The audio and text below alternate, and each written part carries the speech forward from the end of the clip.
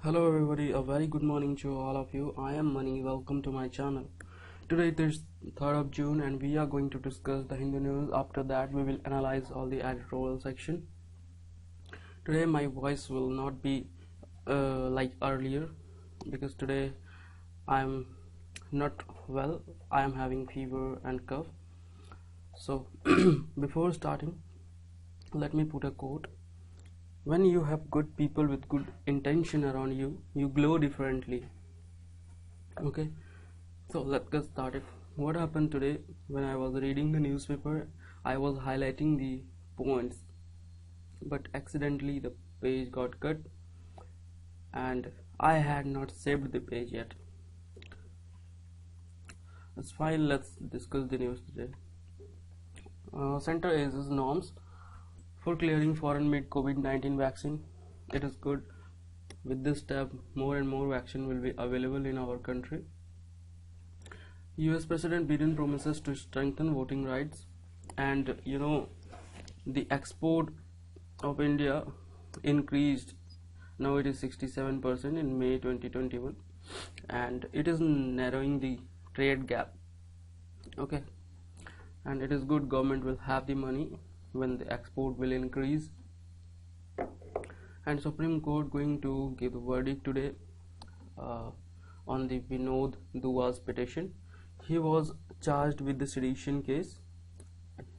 The sedition case registered against him in Himachal Pradesh. He had telecasted a video on YouTube which was based on Northeast Delhi riots last year. Okay, and Google says it does not need to comply with the new IT rules 2021 which has came into force in the last month, because the claim of Google is that it is not social media intermediary like Facebook, Twitter and Instagram. It is search engine. Okay. And what happened? A lady filed a petition in a court and she is claiming that her photographs from the Facebook and Instagram were taken without her consent and it was uploaded on pornographic website with derogatory caption added to them. Okay, High Court issued a slew of direction on the petition of this lady. If you are also using the Instagram and Facebook social media sites, then be aware of all these incidents, and if you post the photographs on the Facebook and Instagram, post the photographs sensibly. Okay, because it can happen with you also. And now Palestine plays India's abstention. Palestine says that it was the opportunity for the India to join the international community at this turning point on the path to justice and peace. Okay, a solid letter was written and it was sent to External Affairs Minister S. Jaishankar on May 13. Okay, now see tanker crossing snow-covered Rohtang Pass. Go on the map and see where is the Rohtang Pass located. It is going to reach Manali, Himachal Pradesh. See, all the area is covered with the snow. And talking about Tejpal case, no, the hearing on appeal against the lower court judgment. Lower court judgment had acquitted journalist Tarun Tejpal. He was facing the charge of rape and sexual assault. Okay, now High Court of Bombay at Goa reserved on Tuesday that it seems like a manual for rape victim. Okay, now hearing will happen in the High Court.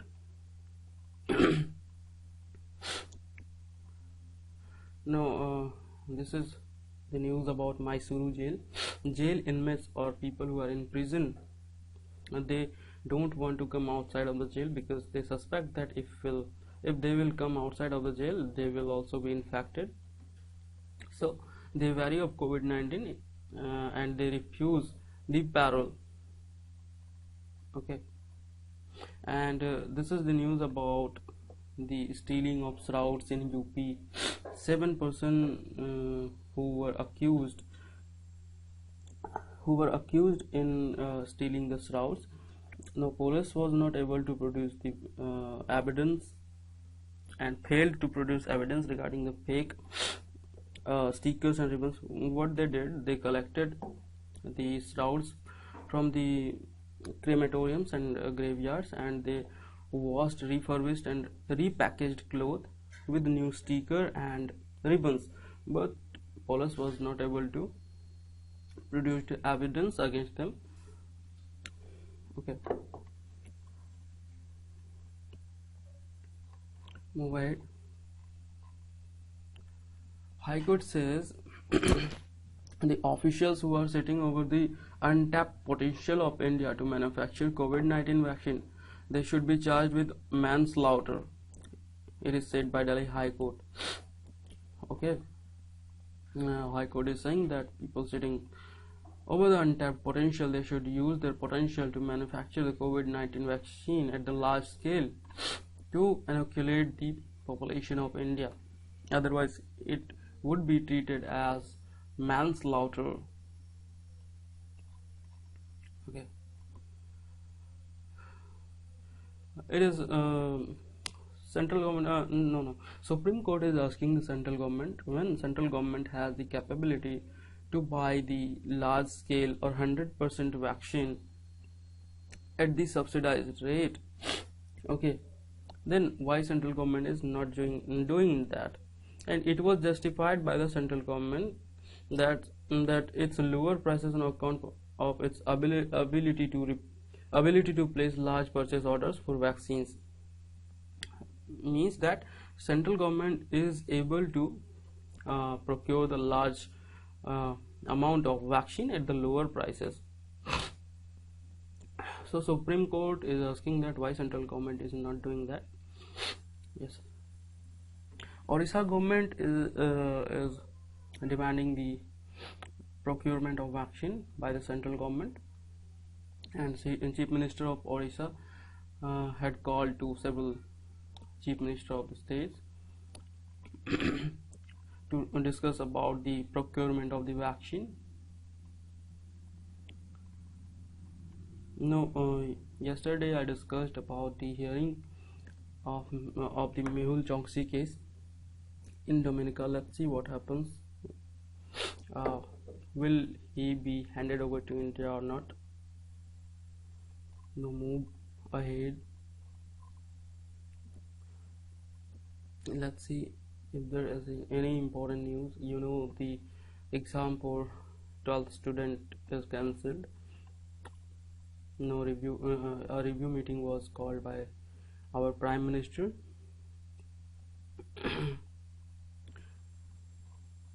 Move ahead.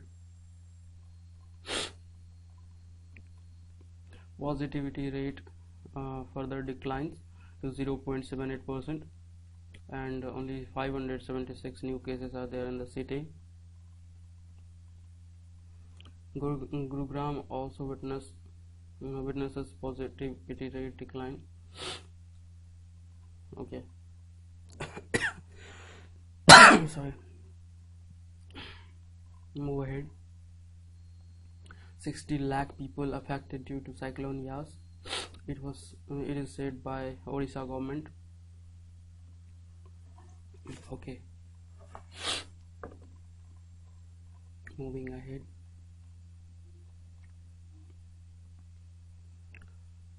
Kerala House resolution seeks free jabs.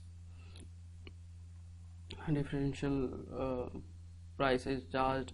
Central government announced the differential price. Central government is procuring the vaccine at the lower price, whereas the state government has to buy it at the higher price. So Kerala House resolution seeks free jabs.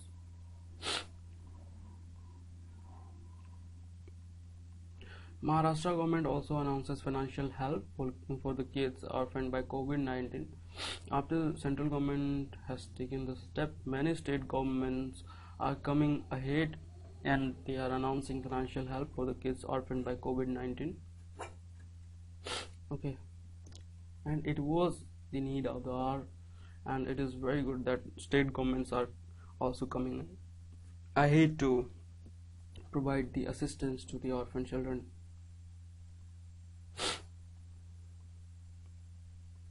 Moving ahead, we will discuss the editorial letter. First, discuss the important news, if any there.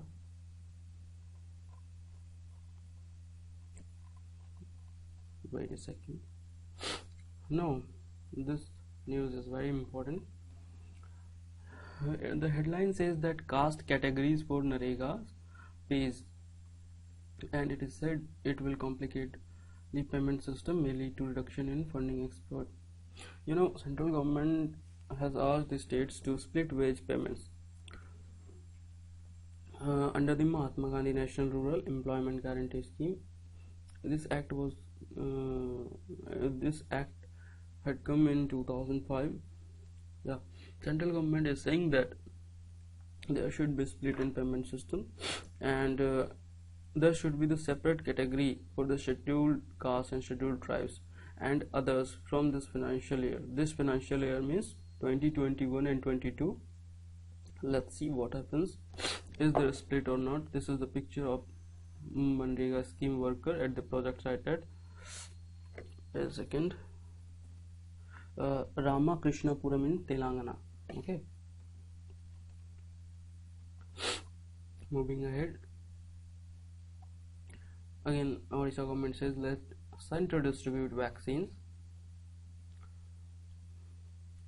Many state governments are lacking the fund, as the GST compensation is also not paid to them, so they are not able to procure the vaccine at the large scale. The only option, they have to request the central government to procure the vaccine. Let's see what the central government does. We'll also get to know in the newspaper. Now, this is the news about Orissa. I had also discussed in the newspaper in the earlier lecture that many tribes are also infected by the second wave of COVID-19, and like Bonda tribes in Orissa.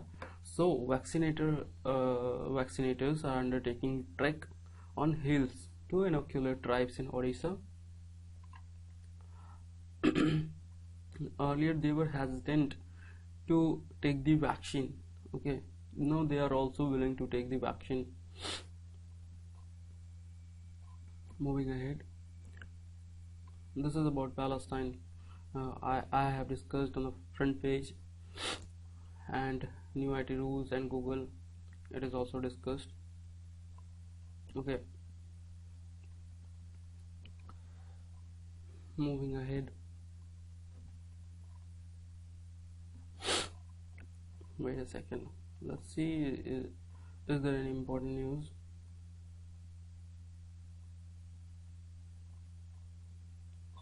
It said some states to cancel class 12 exam, taking note of the second wave of COVID-19.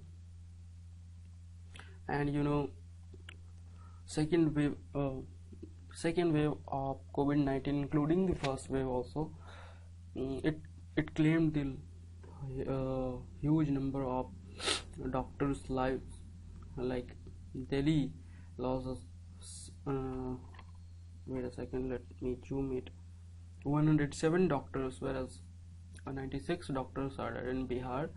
It is the data released by Indian Medical Association. Go and read about Indian Medical Association, what is the role of IMA, and when it was found, and under which ministry it comes. Okay, moving ahead,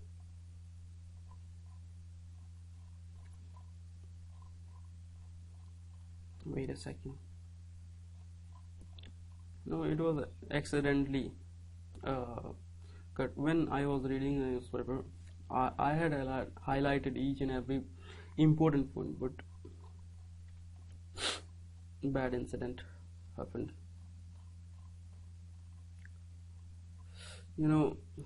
US withdrawal is happening from Afghanistan. So China, Pakistan, Afghanistan, they are to hold the talk. Okay, and the talk would be held virtually. Okay,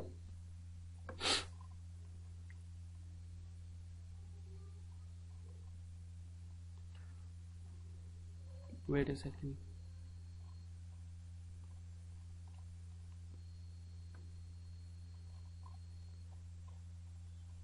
It becomes difficult when the points are not highlighted to take the lecture.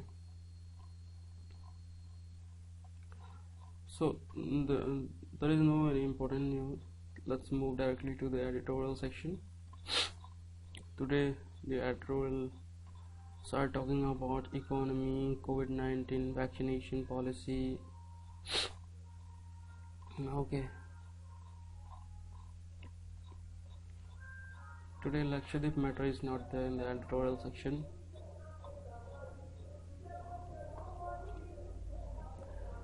My room is in the roadside. Vehicle goes and comes, so there would be the little bit voice of the song. Okay, so manage.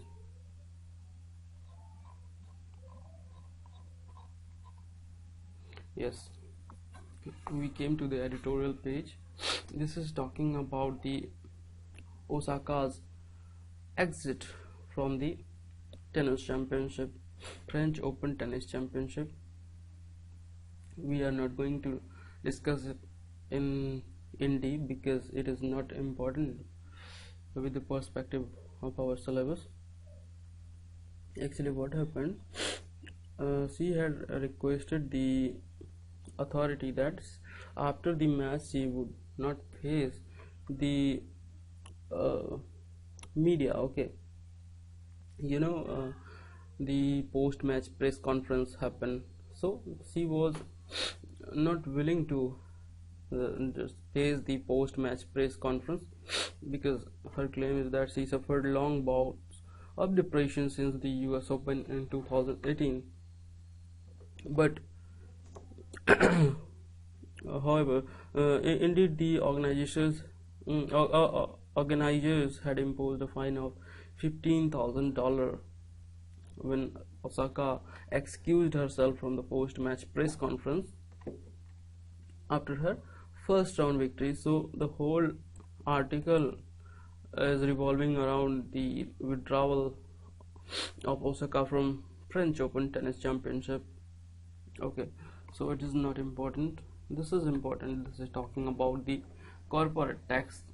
Okay, I will discuss it. And this article is also talking about Naomi Osaka and its withdrawal. So we are not going to discuss this article also. This is the curtain, from this high ladder the GDP is jumping at the ground. It shows that the GDP of our country is contracting. Sorry. No, this article is talking about the CBSE exam. This is cancelled when the review meeting was called by our Prime Minister. It was decided that this exam is not going to happen because there was anxiety in the 12th class student, and also their parents were also anxious about the exam because country is witnessing a huge loss of lives with the arrival of double mutant variant in our country. It is also termed as the variant of Kanchan. Okay, so anxiety is faced by students, parents and schools. It is now calmed down by the decision with the decision taken by the Central Board of Secondary Education that class 12 exam would not be conducted.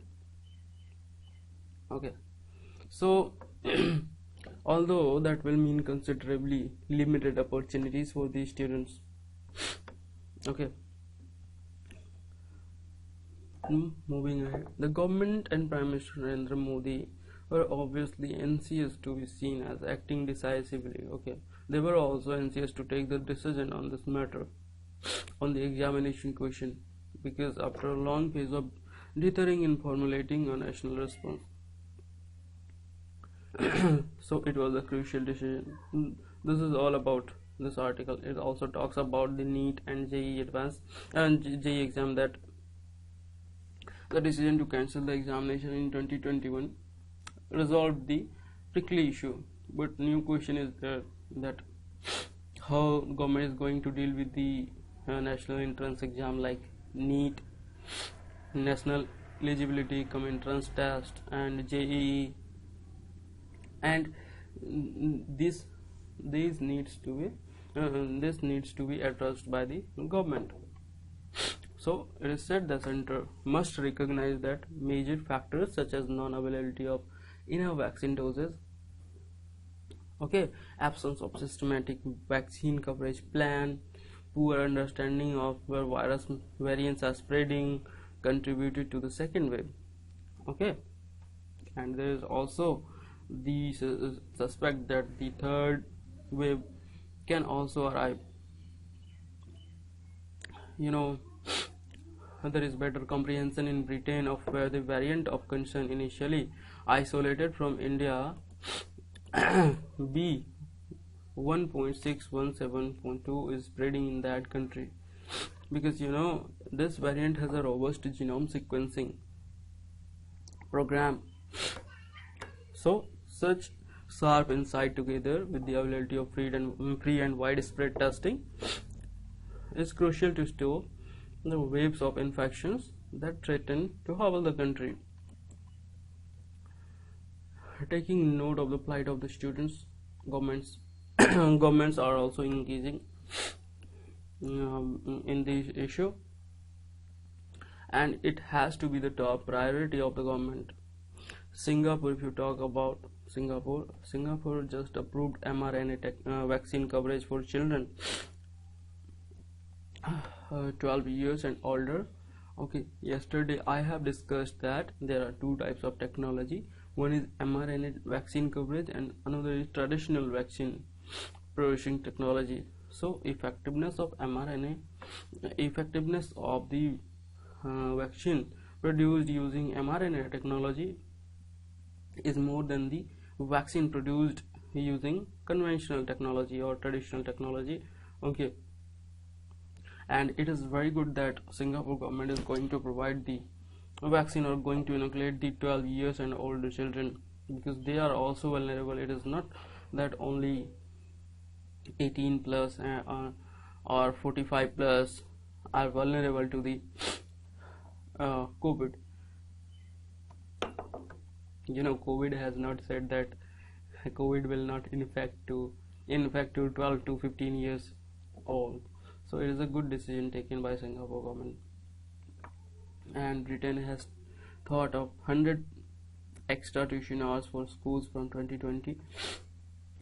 Okay, and there should not be the interminable wait for vaccines to trickle down to all. So the solution is center must take responsibility to provide them to everyone, including students. Orissa government, earlier I have discussed that Jharkhand and many poor states are demanding the procurement of vaccine by the central government because they are lacking the fund. So central government must take the responsibility.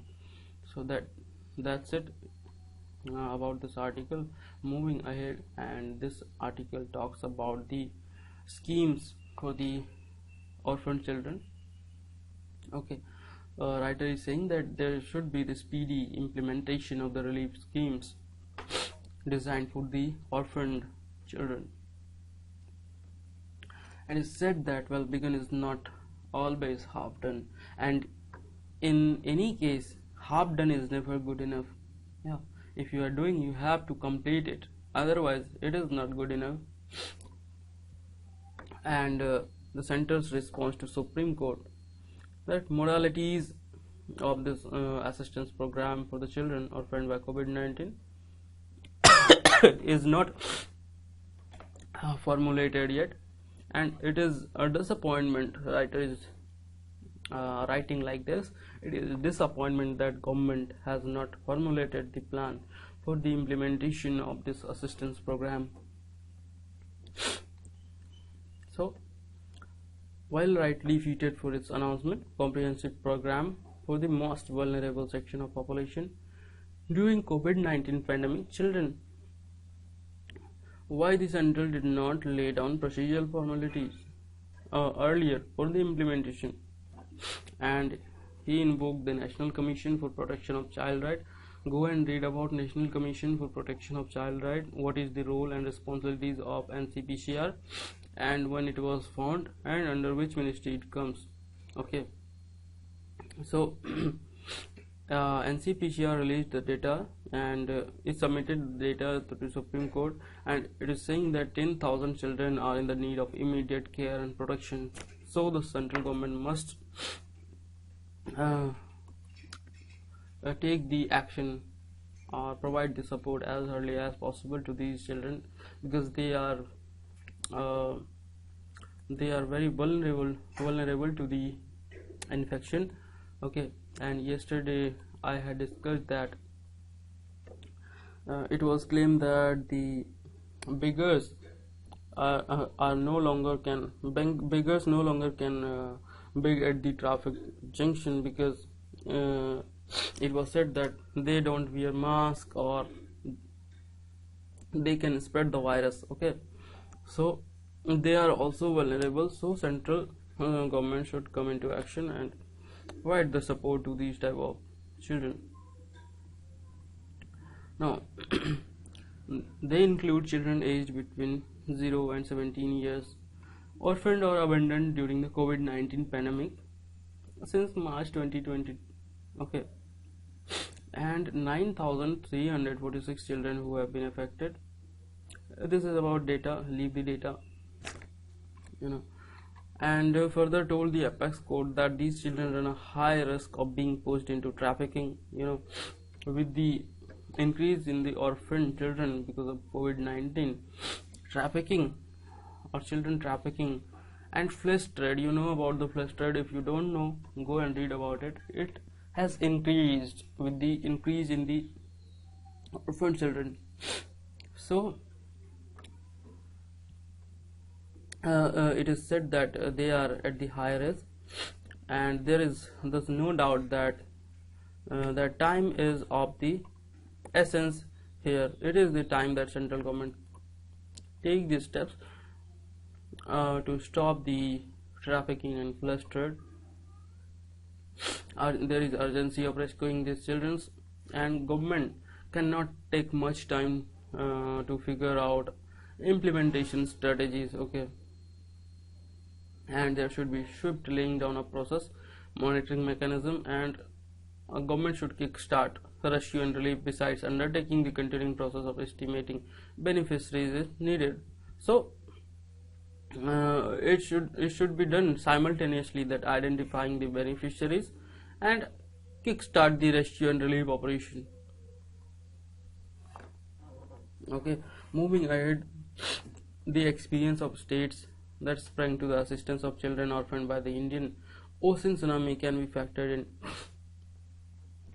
Okay, the plans announced under the PM CARES Fund include this and are far more expensive. Looking at funding, central government is going to provide the funding for schooling, higher education, even health insurance under the Ayushman Bharat, the central sector scheme. But a promise is nothing if not fulfilled. If not fulfilled what is said, then is there any mechanism or framework to deal with it? So writer is talking about it. So it is the time that government should go to the full mile to ensure that these benefits reach every child fitting the criteria. And besides, government should also make sure that children are not exploited, with an eye on the eventual bounty, and taking note of the assistance going to be provided by the central government, states, several states government. Several states government also announced their child care packages on similar lines too. Like some states are setting up monitoring committees to ensure implementation.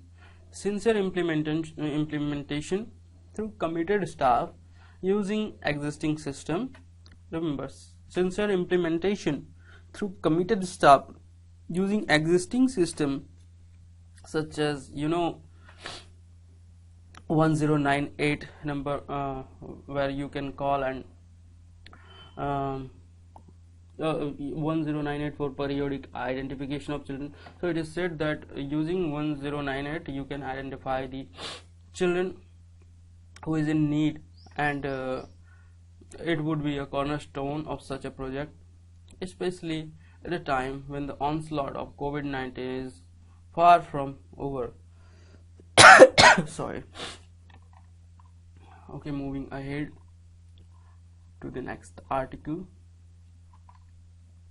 This is talking about federalism imperiled, but more this article is talking about the ruling regime, okay, and criticizing the ruling regime. But I am not going to do that, and you should also not do that.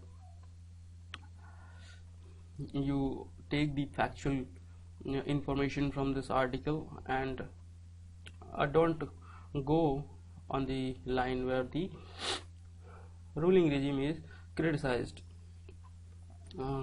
He is talking about Dr. Vinod K. Paul,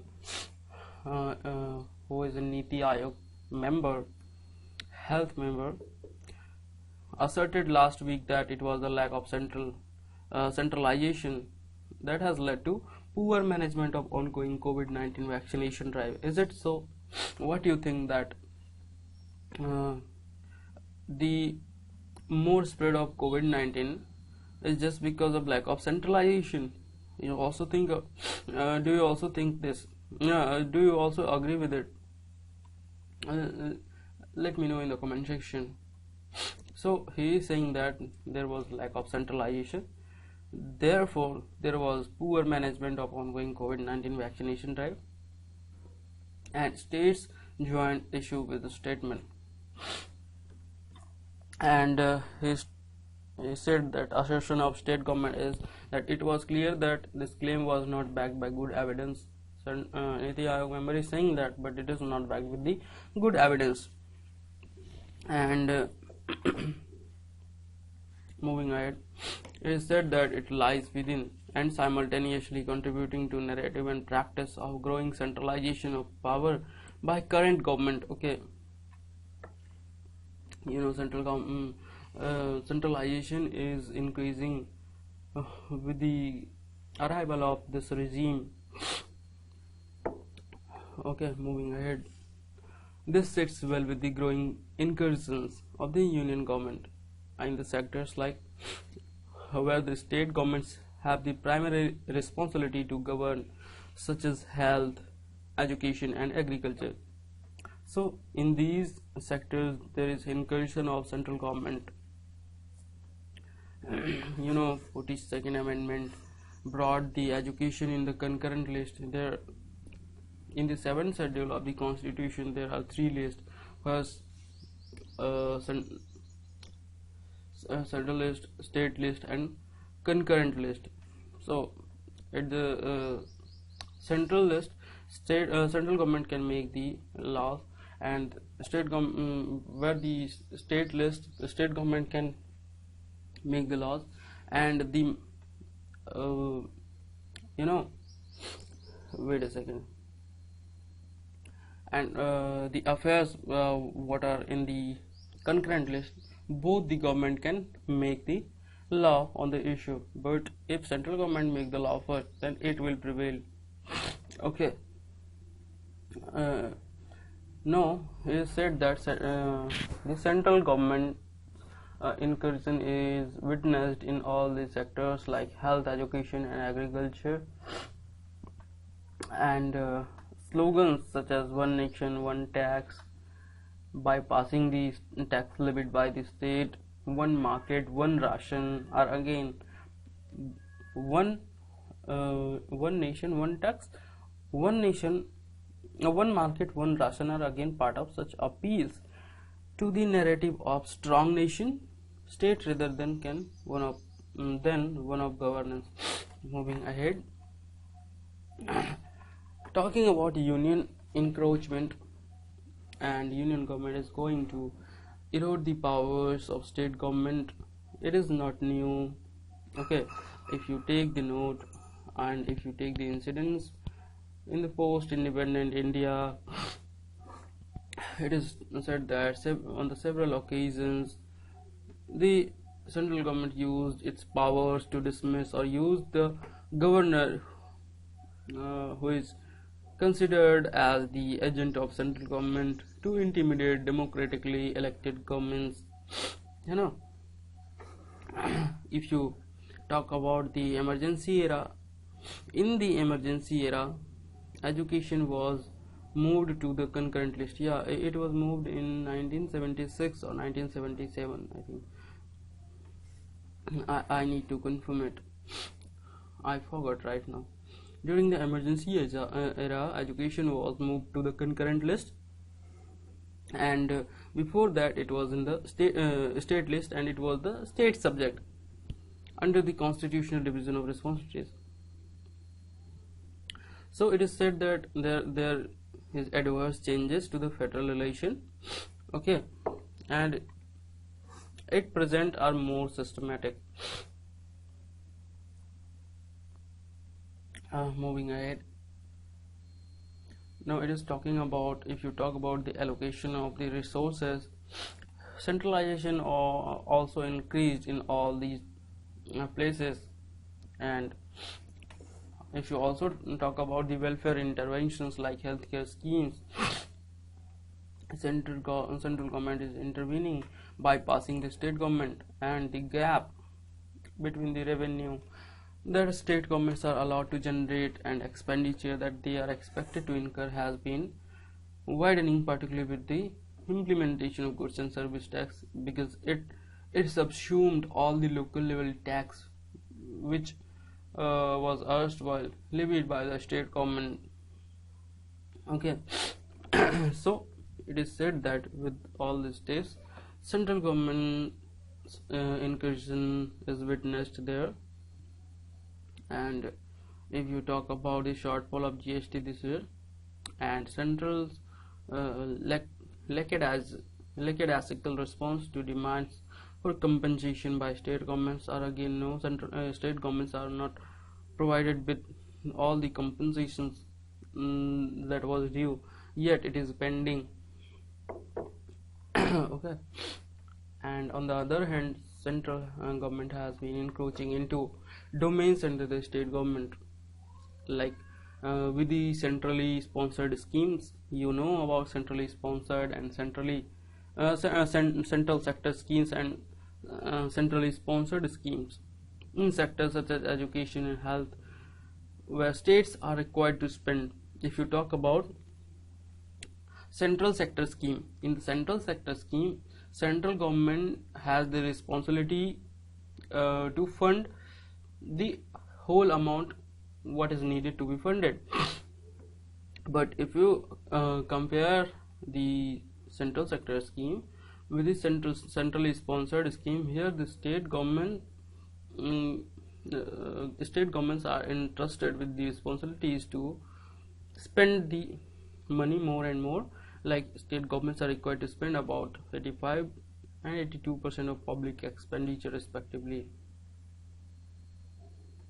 But if you talk about the previous incidents or instance, some of these have been initiated and supported by the previous governments, and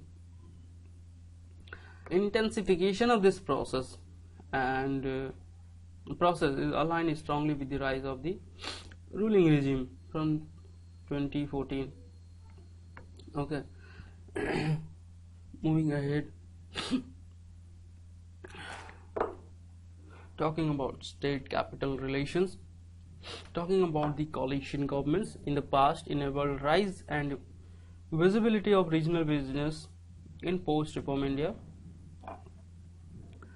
and the current compensation is working towards centralizing economic power in conjunction with political centralization. And it is said that if you want to it is becoming clear that aligning politically with the ruling regime is critical to do business. If you want to do the business, you need to align with the ruling regime. And here it is said about the yoga guru Baba Ramdev's business empire is the example of that, and decline of business groups from southern India over this last few years suggest the reverse of this process. And here it is said consolidation and expansion of few big business groups. It is seen that they are close to a ruling regime, and it is at the cost of or expense of smaller players, because it is said the ruling regime has sought to insulate or protect the Indian big businesses from global competition. You know that central government rejected joining regional comprehensive economic partnership RCEP initiated by China, where it is going to build the economic corridor, and India is not the part of that. You go and read about RCEP, when it was started, what is the benefit of it, and how it is going to impact India if India accepts it. Okay, but what it has done, it has eroded the power of small businesses, because they are not going to benefit. Also, government supported the big businesses with the GST and with the call for single national market, and with all this, big players are going to benefit from the removal of state level barriers to trade at the expense of smaller regional players. So all these steps are against smaller entrepreneurs and entrepreneurship. And talking about the ruling regime also seeks to centralize rent seeking in parallel to restrict the political financing of regional parties. Okay, moving ahead, and you know the allegation and leveling of corruption charges has increased in the era of the ruling regime, and the ruling regime also using the central agencies to keep them in check, and this reduced the avenues for accumulation among regional capital, weaken the ability of regional parties to compete with BJP or ruling regime electorally. Institutional transgression, if you talk about, and there is the challenge of executive and legislative aggression and central institutions, weakening the policy levers of state institutions, and institutions like Income Tax Department, Enforcement Directorate, and National Investigation Agency. These are the mechanisms used by the ruling regime to intimidate opponents. It is claimed by the writer. Okay, moving ahead. Right now, ruling regime is also meddling with the appointment of vice chancellors in the universities funded and run by state government. You know, if the university is lying in the state government and it is totally funded by state government and run by state government, here also ruling regime is meddling with its agenda, and it appoints the vice chancellor of the university. DBT is also concern for the state government, as it bypasses the state government and it transfers the money directly to the beneficiary. So writer is saying that it is also a concern for the state government. And talking about the recent events which suggest that ruling regime is increasingly ignoring elected representatives at the state government and directly holding meetings with the state secretaries and district level collectors. And all these meetings are held on issues that are primarily under state control. And writer also invoked the example of recent meeting called by Education Minister Ramesh Pokhriyal, Union Education Minister Ramesh Pokhriyal Nishank, and he held meeting with the state education secretaries on the implementation of new education policy. Go and read about new education policy, what are the changes in the new education policy if we compare it with the earlier education policy. Okay, and it is said such transgression with the help of governors allow the ruling regime to control administrative decisions, including faculty recruitments, to align with majoritarian agenda. And the role of governor is only signatory, but if you see the incidences, what is happening recently, governor is also performing active administrative roles. Here in the news, governor is mentioned, therefore you need to go and read about all the powers of the governor and also prime minister and the central government agency like enforcement directorate, national investigative agency, etc., etc. Go and read about it. Okay. Sorry. Moving ahead, such moves are also meant to ensure national uniformity in educational institutions. And if you see, such example is NEET. NEET is the example of national uniformity and national eligibility come entrance test in medical education. It subverts the affirmative action which earlier was provided by the state, and it was politically developed at the regional level in response to local and political demands, but now it is no longer there, it was subverted. Okay.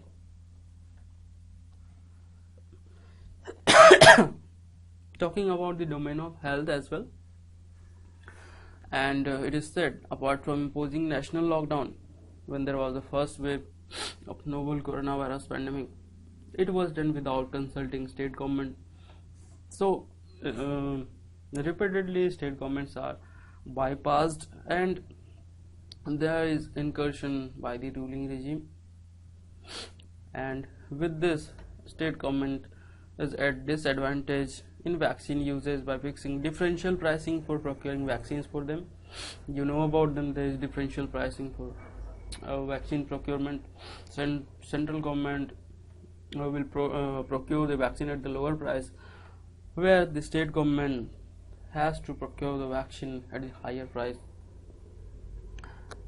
And even at the time when they are deprived of their revenue shares, as you know, the GST compensation is due yet. And now it is talked about socio-cultural foundation. Third and crucial challenge lies in the socio-cultural foundation of federalism. Moving ahead, it is said that regional identities and cultural traditions have worked against the homogenization agenda of ruling regime. However, the diversity is being challenged at present. Markers of regional identities and regional socio-cultural practices are now interpreted as belonging to a pan-India Hindu tradition. Talking about Tamil, which stood as a symbol of anti-Vedic tradition, now it is seen as a segment of Hindu past, and Tamil Muslim and Christian becoming outsiders. Dravidian is also attacked as a creation of British with support from Christian missionaries. So it is said Tamil therefore needs to be mainstreamed by reuniting them with their Hindu past, and similar narrative is set uh, built in other regions. Like if you see Muslim and Christian become less Malayali, less Bengali, less Assami. In Bengal, the ruling regime tried a strategy of linking Sonar Bangla to Hindu past. Now, in the key variables, it is said erosion of federal relation is often countered. When how it is countered through appeals to restore the constitutional powers of the states. But you know one thing, if you see the history, it tells that such calls may not amount to much in the absence of regional political assertion. Okay, and if you see the constitutional powers including fiscal relations, it is inherently biased towards the center. Okay, you know all the residuary powers. Residuary powers is that powers, you know, this in the seventh schedule of the constitution there are three lists. One is central list, second is state list, third is concurrent list. In the central list, central government would be making the laws. In the state list, state government can make the laws, and in the concurrent list both have power to make the laws, but if central government make the laws first, then it will prevail. But apart from all the matters and affairs or the subjects in all these three lists, what are not mentioned in all these three lists, it lies with the central government. Only central government can make the laws on the rest of the subjects. Okay, so moving ahead, so it is said all residuary powers with the center and giving overruling powers to center on matters of concurrent list. Okay, so these are the primary sources of the biasness, and seldom it is recognized. The degree of federalism in India has depended largely on two variables. What are the two variables on which the degree of federalism lies? First, the nature of political coalitions at the center and role of states in such coalitions. And he has invoked the period between 1996 to 2014 as an example. Okay, and the cultural diversity of the region, and he said that what is needed right now is the federal coalition, and that looks beyond the legal constitutional aspects to preserve the federalism and idea of plural India in terms of both culture and politics. So what is needed? Central and state government come together, work together, and they should maintain the federal characteristics of our nation and our constitution, and look beyond legal constitutional aspects. They should also preserve the idea of plural India, and they should not try to homogenize India. Okay, moving ahead,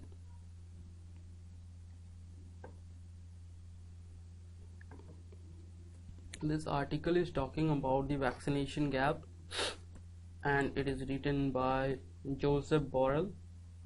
So it is talking about the cooperation of the world community, international community, and it is said immunization needs cooperation, and it is prerequisite for lifting the restriction. Okay, he is saying that by the end of May 2021, only 2.1% of Africans had received at least one dose of COVID-19 vaccine. You know, it is very less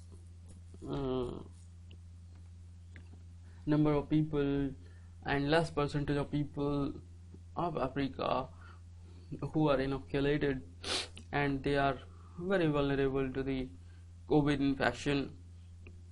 So it is said that we need to deal with the vaccination gap. We should close this, and there is vaccination gap between advanced economies and developing economies. And it is said that WHO Director General Dr. Tedros Ghebreyesus has called vaccination apartheid. It is said that the gap between the developed and developing economy for COVID-19 vaccination drive is called by WHO as vaccination apartheid. You know about the apartheid movement, what was occurred in South Africa. So WHO calls it as vaccination apartheid, and it is said doing so is both morally right and it is in everyone's interest. So we need global multilateral action to increase production of vaccines and accelerate rollout worldwide. And since the beginning of COVID-19, if we see, the European Union is coming ahead to help the world communities, and it is now also the path defined by G20 leaders at the Global Health Summit. It is said European Union is at the forefront to increase the production of vaccines and accelerate the rollout worldwide, and it was also the path defined by G20 leaders. And recently the summit of G20 was held in Rome in May 21, on May 21. Okay, so what is said? It is said that the world community come together to accelerate the production and rollout worldwide. What is it is said about the worry? What is the concern so that we should worry? It is said pandemic is still killing thousands of people every day at the current pace, and it is also said the whole world will not be vaccinated before 2023. So it is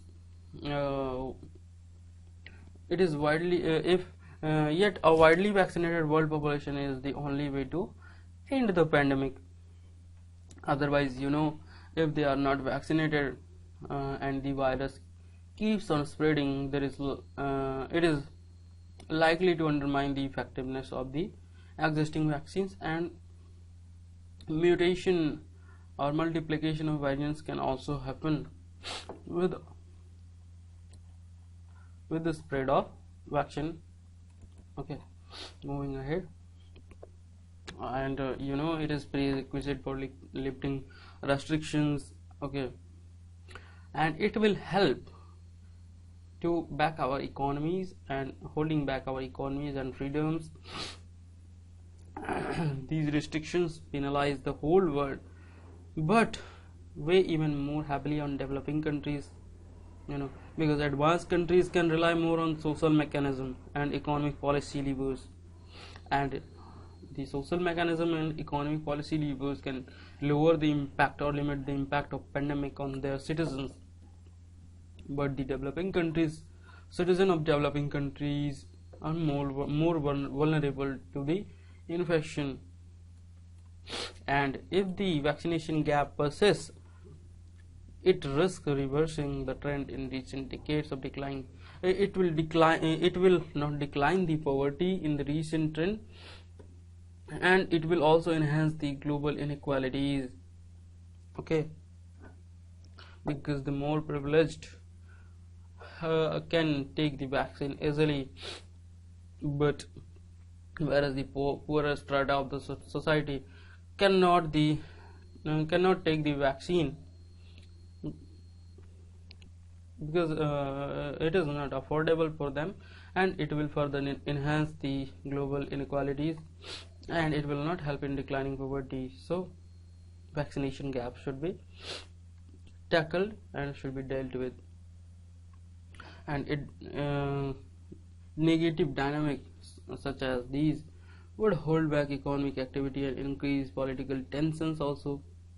because in India had launched a vaccine mastery program, and it had promised that in the neighboring countries it would be providing the vaccine, and Bhutan was uh, dependent on India alone, but India provided the vaccine in the first lot, and Bhutan was able to vaccinate its more than 95% of the population within 15 days. But India was not able to provide the more vaccine to provide the to inoculate the people with the second dose.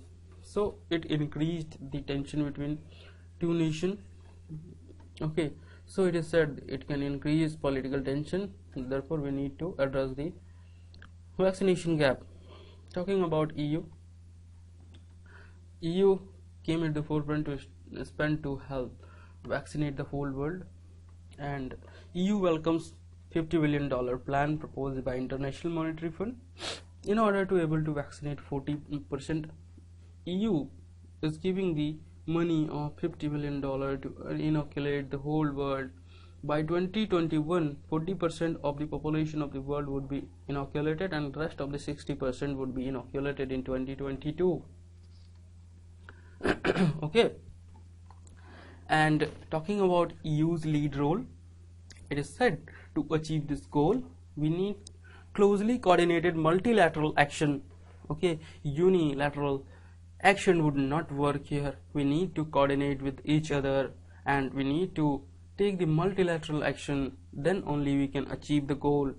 And we must resist the threat posed by linking the provision of vaccines to political goals and vaccine nationalism. Vaccine nationalism is not providing the vaccine to other nation, rather providing it to the population of own country. So it is said that vaccine nationalism would not be able to help to achieve this goal. So EU has rejected both the since the beginning of the pandemic, and EU has been vaccinating its own population. Also, it is exporting large volumes of vaccines and contributing substantially to the vaccines rollout in the lower income countries also. The European Union had earlier 28 countries, but with the exit of Britain from the European Union, only 27 countries are remained in the European Union group. Okay, moving ahead. So it is said the Europeans should be proud of this record, and it is also said that India's vaccine mastery is another example of global solidarity. In 2020, the European Union supported the research and development of vaccines on large scale, and it also contributed to the generation of mRNA vaccines. Okay, and EU is major producer of COVID-19 vaccines.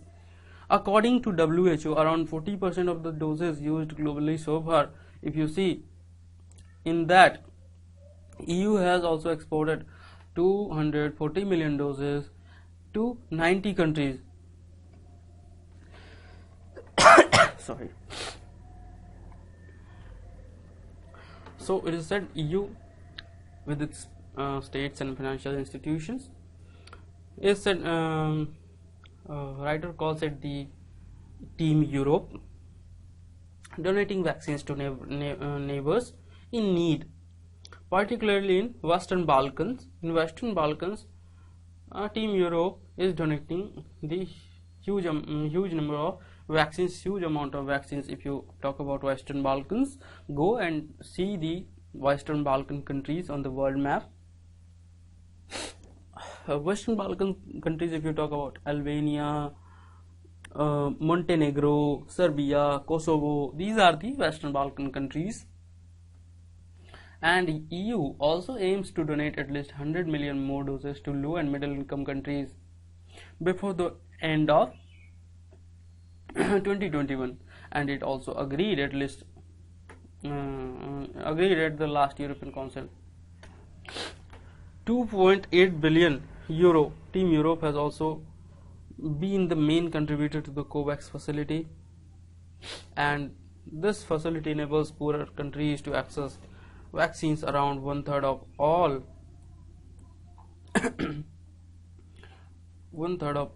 COVAX doses delivered so far have been financed by EU. So the effort is still far from sufficient to prevent the vaccination gap from widening. So more and more multilateral cooperation is needed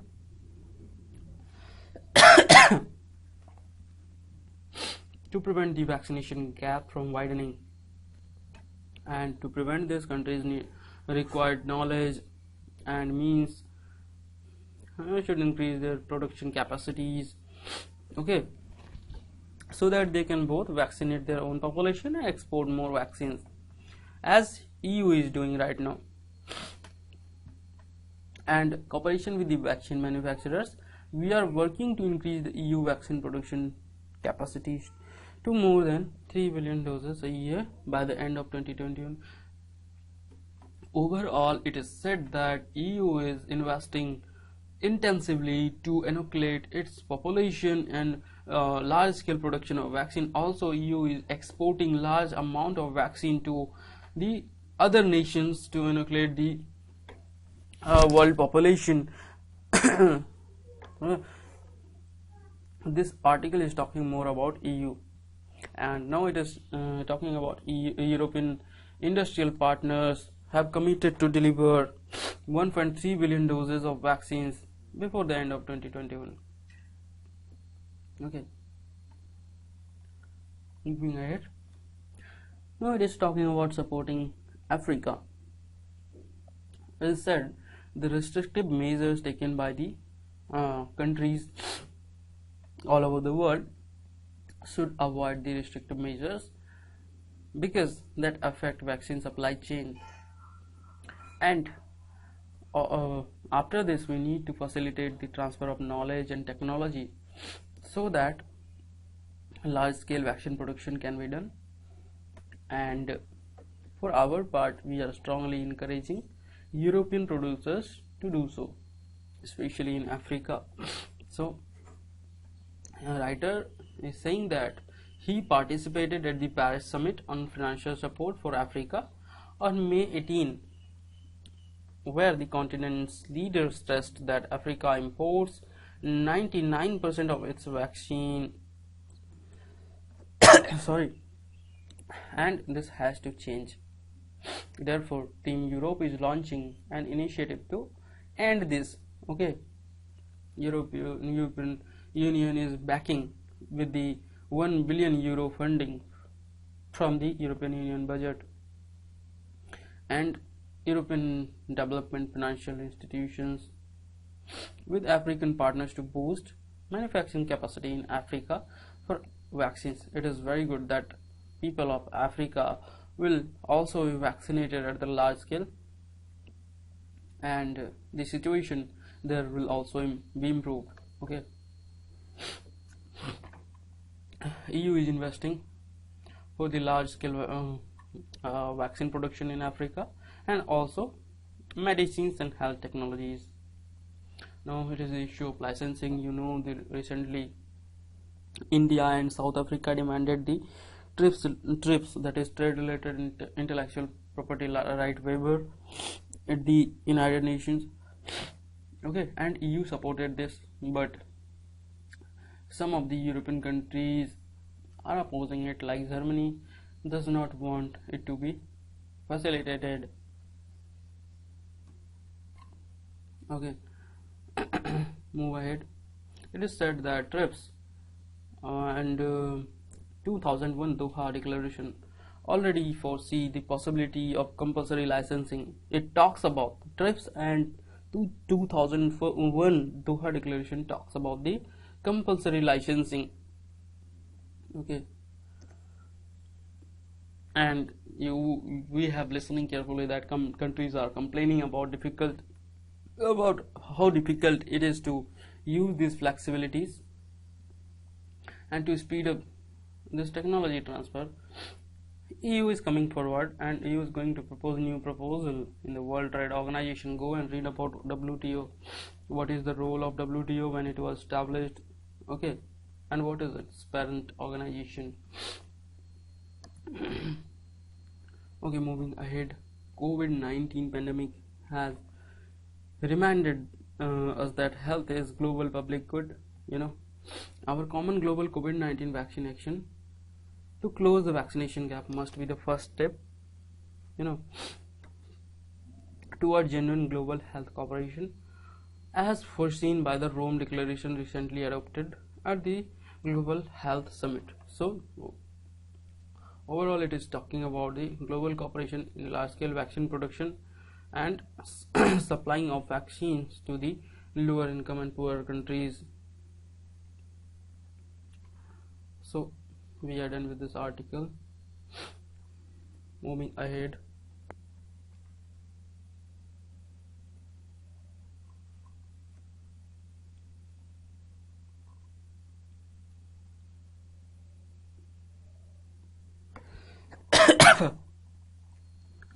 It would not be discussed. Wait. Withdrawal of Osaka is not going to be discussed, and this article is the revolving around the same issue. So I am going to discuss here this article. This article is talking about the corporate tax. So let me zoom it first so that you can see the article clearly. Okay. Recently US pushing forward the global minimum corporate tax, and with this India can benefit, but it is said that it can also cause international disagreements. And this article is written by Ipsita Agarwalla and Mayappan Nagappan. Sorry. It is said that Pillar 2 proposal was the Organization for Economic Cooperation and Development. Go and read about OECD, the full form of OECD, Organization for Economic Cooperation and Development. What is the role and responsibilities of OECD? So it is the proposal of OECD, Pillar 2 proposal, and plan to plug the remaining base erosion and profit shifting issues and provide jurisdictions the right to tax back where other jurisdictions have either not exercised their primary taxing. What is base erosion and profit shifting? Like, I am an organization, okay, and I belong to US, but I established my plant in India, but it would not be the plant would not be for the permanent, and if India is charging lower corporate tax over me, then I would stay here. Otherwise, if we find that in other nation like in EU, government is charging less corporate tax, so there is no fixed base would be eroded, and company is going to shift to the location where it can maximize its profit. So it is called base erosion and profit shifting. In short, it is called as BEPS. So it is issue and providing jurisdictions the right to tax back. Okay. US is trying to move pushing the move for the global minimum corporate tax. Okay, and this move of US intends to achieve minimum effective taxation of more than 10%, possibly up to 15% maximum, given the latest proposal put forward by United States. And what is the objective of this step taken by US? What US to trying to do with this step? The objective is to minimize tax incentives and ensure that companies choose to be situated in a particular country based on other commercial benefits. You understood? Moving ahead, in its recent proposal, US sought to impose a global minimum tax on foreign income earned by US corporations. Okay, and this action is taken by US. Perhaps US is intended to disincentivize American companies from inverting their structures due to increase in the US corporate tax. OECD was considering a 10 to 12% rate. The US proposed a 21% of the rate, and because of this caused pushback from countries such as Ireland. Ireland is not supporting the proposal of US, and there is a concern of the some economies or some countries that wait a second. Yes, fiscal autonomy of smaller jurisdictions to compete with larger economies would be undermined with the step taken by the US, or with the proposal of US. They would lose the fiscal autonomy. And right now US is discussing a floor of 15% for the minimum tax rate, and it is unclear that US is going to secure the Congress support. If there is floor, it is unclear right now, and it is also unclear that 15%, the proposal of 15% tax would be supported or not, and Ireland would agree or not, because right now it is 12.5% marginal rate, thereby impacting a European Union wide adoption of 15% tax. European Union right now is having 12.5% marginal rate, and US is proposing 15%. So now the European Union has to increase the corporate tax from 12.5% to 15%, and with this it would be disadvantageous from the for the companies which are established and which are set up in European Union. Okay, India has been part of Pillar 2 discussion, and India has no objection with this, because India is going to benefit from this, like giant companies or MNC of USA operating in India would have to pay the huge tax to India, and India would benefit from this. Okay, because there would be the universal minimum tax.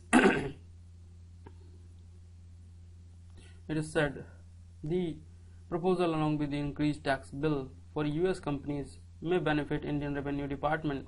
The tax department, it is said, might benefit even at the 10% rate.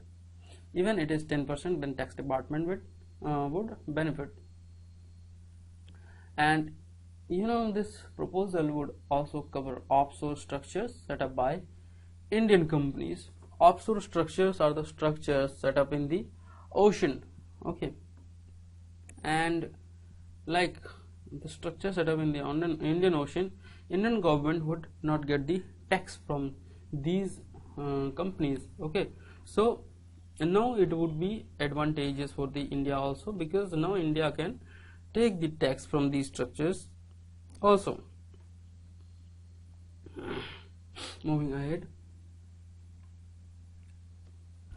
like where for instance, if an Indian headquartered multinational corporation has an entity in Singapore or Netherlands, it is example, understand it carefully. It is said as an example, if Indian headquartered multinational corporation has an entity in Singapore and Netherlands, they are operating from both these countries, and from there global operations are run, and its income from global operation is not taxed at an effective rate of 10%. or 15%, then it can be taxed in India. Sorry. And State of Tax Justice Report 2020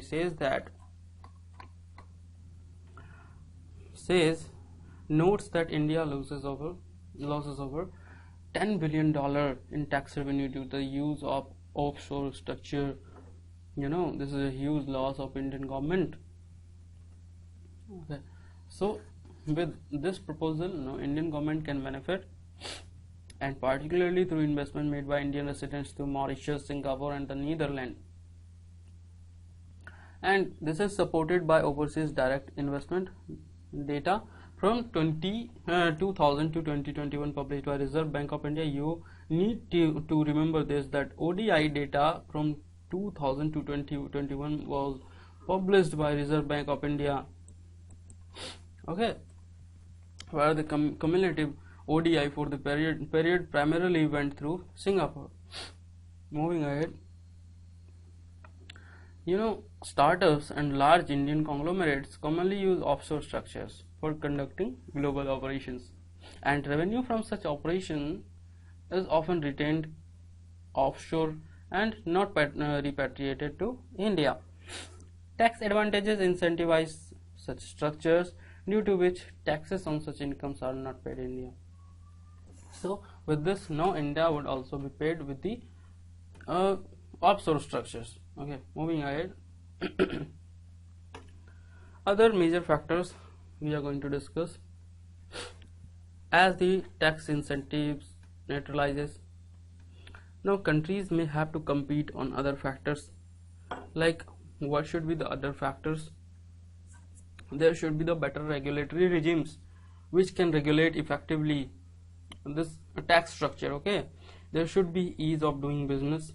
There should not be so much barriers or hurdles for the companies if companies are arriving to set up plant, and there should not be the barrier for accessing the global talent, like visa hurdle, etc., among others. And this proposal pushing the OECD to swiftly achieve consensus on the global minimum tax rate. Moving ahead, several countries have taken different approach with respect to rate of global minimum tax. France and Germany have expressed support to the US, and EU has some concern regarding the high tax proposed by United States, because we have discussed EU is charging 12.5% tax only, so it is advantageous for the EU also, because there are large number of industries and companies in EU, and with this